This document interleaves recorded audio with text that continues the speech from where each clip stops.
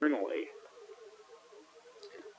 Now, for the neocons and those who are so excited about jumping into this thing, they claim we need to because they have weapons of, here we go with the weapons of mass destruction again, and if they get into the wrong hands, they could end up here on our shores somehow.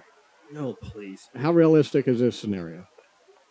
Well, it's not very realistic at all. And even what you would think would be the more plausible scenario of having Islamist groups take over the country and using these weapons on Israel, we've had some comments from one of Israel's top intelligence officials just recently, a retired official, because the ones that are currently in office would never go on the record with something like this, saying, we're not even worried about the chemical weapons.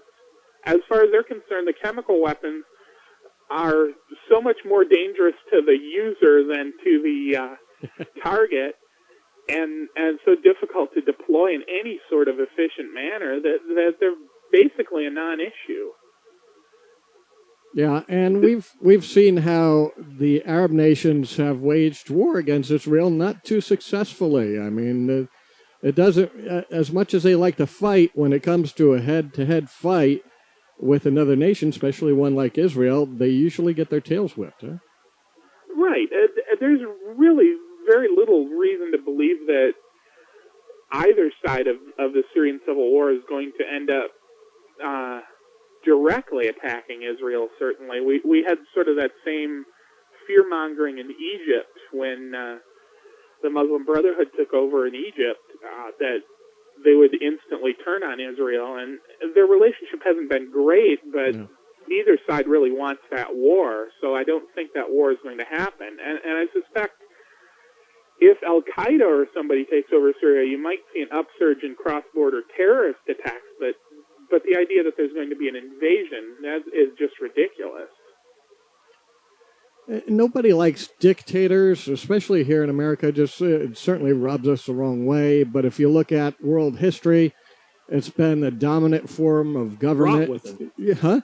Rot with them. Oh, yeah, it's been the dominant form of governance throughout history in most countries. If you look, it's whether it's a king, a pharaoh, or whatever kind of dictator you want to say. It's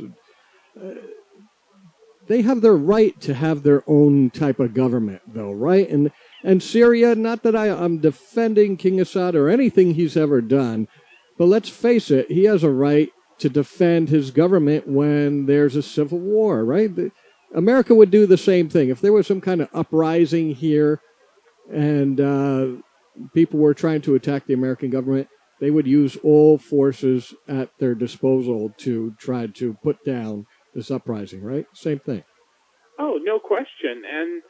And really, the question of whether it's moral is completely beside the point with these governments. A lot of governments in the world aren't moral, but the fact that they're going to defend themselves is just the reality of the situation, and it shouldn't come as a surprise to anybody when it happens.